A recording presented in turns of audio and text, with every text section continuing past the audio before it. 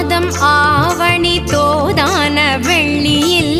மனையை கூட்டி மணி விளக்கேற்றி